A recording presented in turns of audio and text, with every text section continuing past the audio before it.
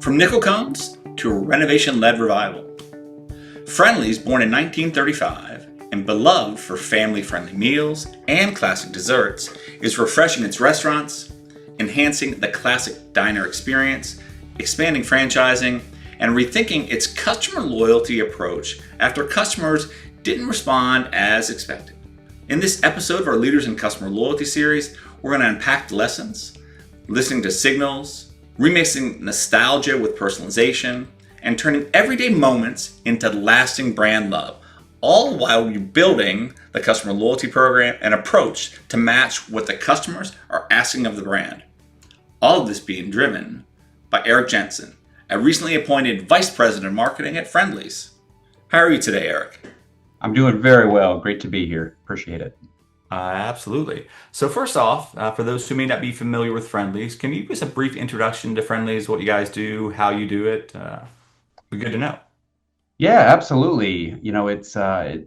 Friendly's is an interesting brand. It's actually one of the oldest surviving national family dining chains. It was actually interesting story, founded in 1935, believe it or not, during the Great Depression up in the Northeast, Springfield, Massachusetts. And it really started as affordable ice cream and really built on a basic belief that even in hard times, again, this was happening during the Depression, even in hard times, everybody deserves a little comfort, a little joy, some togetherness.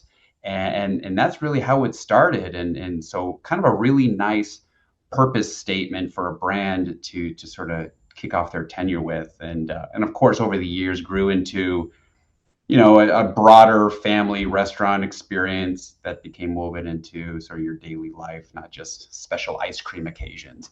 But really nice success story. A long time. We're talking about 90 years.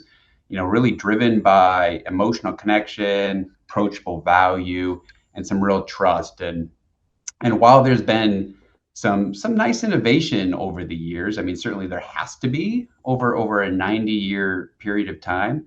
I think what makes Friendly's very unique is they really stayed rooted in being a place where families make memories and really lean on nostalgia, and but still serving up that same comfort, joy, and togetherness that was the original purpose way back in 1935. So interesting brand, it's sort of a brand that's been revitalized and starting to show some real signs of intense growth. So we're excited about it. Okay. Can you tell us a bit more about your role at Friendly's? Kind of what you do on a daily basis? Yeah, so as the VP of marketing, I'm focused primarily on brand strategy, storytelling, the overall guest experience, and my role is really about stewarding the brand and ensuring Friendly's feels relevant today, while moving it forward, but without losing its heart, and that's so important. So my background, I've spent about 30 years in marketing, both on the agency side and on brand leadership roles, and really a fairly extensive experience in franchise organizations. And I love the idea of revitalizing heritage brand while also looking to scale growth brands. So I sort of look at Friendly's, and I love this brand because it really sits at the intersection of nostalgia and modern relevance. Is really based on my past experiences. And the challenge is really honoring that emotional equity while earning today's consumer choice. And so that's really the important aspect. And as we sort of look at, what is the challenge, for the future, it's really about balance. So everything we do has to do with balancing the past and the future. How do you protect what was built over 90 years? But how do you not rely on it, and how do you sort of build towards the future?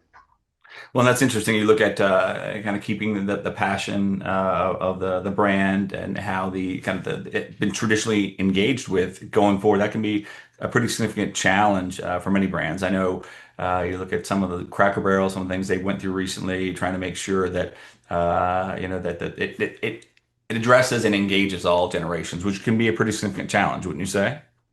Yeah, I mean, it's interesting because Friendly's means something deeply personal to a lot of people. And with that comes a real responsibility from a marketing perspective to be intentional, not reactive. Certainly, you want to take advantage of trends and so forth, but you have to be intentional about how you are communicating with your base audience. And again, we're not trying to live on memories alone. It can't just be about nostalgia. We have to create new reasons to choose Friendlies today and in the future. In the casual dining industry, the restaurant industry is changing pretty rapidly. You talked about some of the kind of the changes that you see, but when you look at it holistically, how has the casual dining experience changed over the years? Yeah, I think it's changed fairly significant. I mean, casual dining, it used to be about the time you would spend together. It's almost the time within the restaurant. We always say butts and seats. But today, uh, some of that, of course, is changing, right? It's more about flexibility, relevance, ease. What's the least amount of friction that someone has walking into a restaurant? So, guests really expect brands to meet them where they are. Whether that's digital ordering, whether it's off premise, but those things are really table stakes at this point, and so you just have to be really good at that at those kind of things. But I do believe that emotional component hasn't gone away. It hasn't completely departed. In fact, I think comfort, especially nowadays, I think comfort, familiarity, trust matter more than ever. And so I think sort of seeking that emotional clarity is so important. So emotional loyalty, that's a pretty significant area of interest from our community. We have, hundreds of brands that are part of the association. We talk about it quite often. When you look at emotional loyalty, what does that mean to you and to the Friendlies brand? Yeah, it's really built on family moments, and trust and nostalgia. It's multi-generational. But it was important, I think, even as we think about any of our programs, as we think about loyalty, which we're going to be talking about here, it can't feel transactional. There's got to be an emotional component to it, where there's real relevance, and I think that's something we always keep top of mind as we're developing programs. Excellent. You have a brand that's deeply rooted in that nostalgia, the family moments that you talked about, and obviously deep trust. How did that legacy impact or influence how you designed the customer loyalty program? Yeah, we intentionally crafted the voice towards multi-generational. It's parents, it's grandparents, it's the I grew up with Friendlies guest. Things like offers and triggers are mapped to real family occasions, like Yep. after school treats, outings, birthdays, and traditions that people already associate with Friendlies. But we also got some real world learning from a period when we moved away from rewards and relied primarily on email. Engagement dropped, excitement, I mean, honestly faded, and it became clear our most loyal fans wanted something more tangible and frankly more personal. So when we relaunched Friendly's Rewards Fan Club in 2025, we essentially started from scratch. But the response validated the approach. And in under a year, we've grown to more than 100,000 members, with significantly higher engagement and conversion than the email only model. Right. But admittedly, we are still really early on in the revitalization period. But we are seeing some momentum, so there's some positives there. Excellent. Can you tell us a little bit more about the Friendlies Fan Club Rewards program? Yeah. How it was designed. I've read in the press release. It's obviously trying to be more than points, discounts, and frequency based. It's trying to be a little more holistic. So, we'd love to know a little bit more about the program. Yeah, and we're still early on, and I cannot emphasize that enough. But overall, at its base, the Fan Club Rewards is a branded points and perks system, and it does encourage repeat visits and engagement. And so for us, loyalty really starts with frequency, but earning that frequency is really built around guest insights and really understanding what motivates our guests and how they want to be spoken to. So loyalty for us isn't just about counting visits; it's about delivering the right message at the right time, in a way that feels relevant and motivating for our guests. When you look at kind of Gen Z younger audiences, it's an area of pretty significant interest in the loyalty community, as you know as well. Actually just did a research paper on it.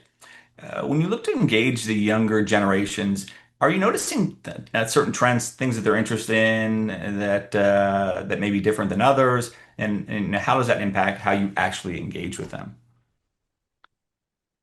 Yeah, I mean, I think overall, our everyday joy strategy is designed to maintain that emotional connection with every group in every visit. Loyalty program is kind of the cherry on top. It's a reminder, not the reason necessarily people choose friendlies. But that being said, I think there's some general trends that we're seeing. I think we look at like millennial parents. Obviously, we're a very kid-focused brand, and you especially look at parent-friendly scenarios where millennial parents often say they want value and convenience. But at the same time, when you sort of focus on the younger generation, like a Gen Z, they really talk about personalization and flexibility. So, in reality, both groups respond most when the experience is how we see it, when the experience is simple, immediate, and feels relevant to their specific moment. So, for example, families we might send a timely reward that fits into an after-school stop or a weekend outing. But for Gen Z, it's more of a clear value, like a low friction and content that feels authentic, and not getting too promotional. I think, which is really important. But And I would say this is like neither group, no matter who we look at, um, no one wants to manage a complicated loyalty program. It should be really quite easy. Absolutely, 100%. When you look at the numerous channels that you talked about a little earlier, being in the right channel at the right time, or being in the channel that the customer wants to be in what role do digital channels like the mobile app, email, and SMS play in, activating and engaging those in the customer loyalty program? Yeah, I mean, really, the digital channels don't replace the experience. Obviously, they activate against it, and we sort of look at it as email sets the story, our mobile wallet drops drive action, but together they keep the entire the loyalty program relevant for our guest. But I think overall, what it's really done, it's made our marketing approach more evidence based. So we can quickly see what works versus what doesn't, who responds, what lifts frequency or check size, and what, frankly, an offer looks good on paper oftentimes, but doesn't actually change behavior. So we can iterate faster and invest in the campaigns that where we're delivering, more measurable results. And so those things are really, really imperative as we go forward. You talked about behavior, and obviously that is the most important part of a loyalty program is kind of optimizing the behavior of the guest, but being able to leverage the different data points you have to better understand the guest preferences and the personalized experience is important. So, how do you look at data and how do you look at data to drive some of the behaviors that you would like to see in the program? Yeah, I mean, we try to use loyalty data to listen, to not just to measure, but to really understand how our guests engage, when they visit, which occasions matter most. And then that transactional data allows us to be more relevant, tailoring the messages and offers to real behavior versus just assumptions. So we try to use the data to simplify the experience, make it really relevant, reduce the friction instead of overwhelming guests with multiple choices, multiple messages. And in the end, the hope and desire is that our loyalty program, our messaging, feels personal versus intrusive, which I think we could all argue. Oftentimes, loyalty programs can feel overwhelming, and so we try to use the data to supersede that. Okay. When you look at choice, the big area of focus we've heard a lot about in the number of recent restaurant and QSR interviews we've done. Yeah. Getting someone to convert choice, how do you translate that? Because so many restaurants, so many opportunities. How do you get that consumer to try, and how does that potentially translate into conversion after they make that first choice? No, yeah, it's a great question. The key is that I think kind of goes back to a lot of the things the approach to loyalty is that it should feel helpful, not overwhelming. And to me, the most effective loyalty programs don't ask guests to make more decisions than they already have to make. And so the program really should use insight to narrow down the options and present the right choices at the right time. Right. And so at its best, customer choice and loyalty creates a sense of control and personalization. And it allows the guest to sort of feel like, they are in control of their own direction and their own program, which I think is really important. Excellent. When you look at customer loyalty, you know, definitely changing the technology, every kind of the MarTech stack is growing every year. What do you think the next big thing in customer loyalty, customer experience is going to be for your brand? Yeah, no, it's a great question, and who knows what's around the corner. I think we're still really early on in our journey, and I don't know if the future of our loyalty is about one feature or technology. It's really for us. It's what's next is about the deeper relevance, and how do we continue to build around everyday moments, not just transactions. And so if our focus is really on understanding why guests choose Friendlies in a given moment and showing up in ways that really do feel helpful and familiar. And that means aligning the experience, the offer, the message around those real life occasions. And so, in the end, we'll continue to focus on simplifying engagement, making rewards more meaningful, and really delivering what we are known for, what Friendlies is known for. That's awesome. You talk about simplicity. That's definitely an opportunity as well, right? So being able to take that data, leverage it in store, or from a clienteling perspective, personalized experiences are meant to be simple. That's a whole Cheers mentality, modality, right? That everyone knows your name, and but sometimes technology can inhibit that, right? So how do you balance personalized experiences with that simplicity for kind of a very multi-generational audience? Yeah. Yeah, we try to focus on a small number of meaningful signals rather than, over customizing every interaction. And that approach really lets us personalize in ways that feel helpful and relevant, not overwhelming. And being intentional about keeping the experience simple, consistent, and frankly approachable for all of our guests so they don't feel overwhelmed throughout the process. Excellent. And when you look at the program, I know you've mentioned a couple of times that it's early on, but what Yeah. are you most proud of so far with regard to the program? Yeah, I think what I'm most proud of is that we listened. We listened to our guests and we acted on it. So when engagement declined after moving away from rewards, we didn't force it. We didn't force the issue. We took the feedback seriously and we evolved the program. And so rebuilding the Friendlies fan club reward system meant starting from scratch. And that's often scary, especially when you feel like you're late to the game and it's so late in the process. But we wanted to stay true to what made the brand familiar and loved. So, really focusing on making the program meaningful and simple and easy to engage with. And so what we've seen is that strong adoption, the higher engagement, the enthusiasm from longtime fans have really validated our approach and the direction we're going in.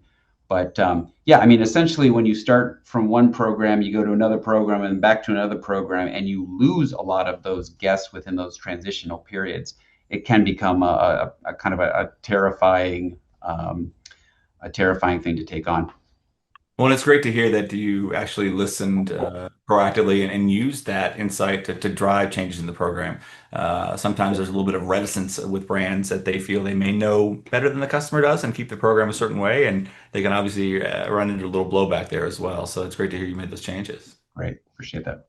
Well, and the last question we have, Yeah. what can Look 360 do to help you and your team and your customer loyalty program going forward? Yeah, no, that's a great question. I think, we're still learning as everyone should be. And we certainly don't have it all figured out, but and when I look at it, loyalty is constantly evolving, especially as expectations shift across generations and trends evolve. But having a forum like this really does help us understand, what's working, what's not working, where guest expectations are headed, who's being innovative in the space. because learning how other brands navigate similar challenges, and we all got similar challenges, allows us to really make smarter, more informed decisions as we continue to evolve, continue to build out these programs. Excellent. Well, Eric, thank you very much for taking the time to join us today. It was great getting to know a little bit about you and also the program, how you are, laser focused on kind of keeping the program fresh and resonant to the customer needs. So it's great to hear what you're doing with the program. So thank you very much for sharing your story. Hey, really appreciate the platform, and we're very excited about the future of Friendly's. So appreciate that. Absolutely. And thank you everyone else for taking the time to join us. Make sure you join us back every Thursday for our Leaders in Customer Loyalty podcast. And until then, have a wonderful day.